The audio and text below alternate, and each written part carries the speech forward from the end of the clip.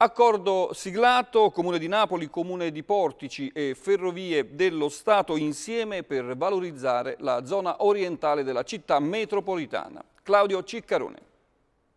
Sindaci in sinergia per la riqualificazione urbana.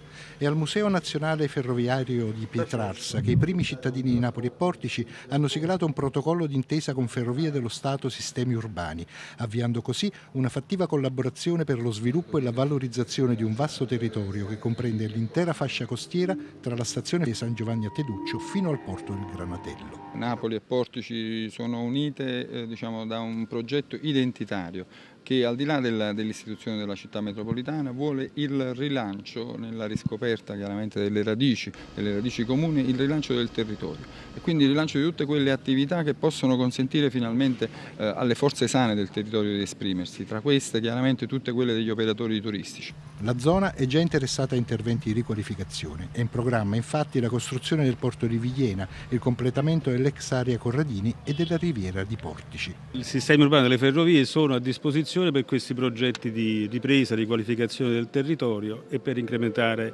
il trasporto ferroviario. Un accordo quindi che completa il progetto di rigenerazione urbana e valorizzazione ambientale di tutto il territorio sud-orientale dell'area metropolitana di Napoli.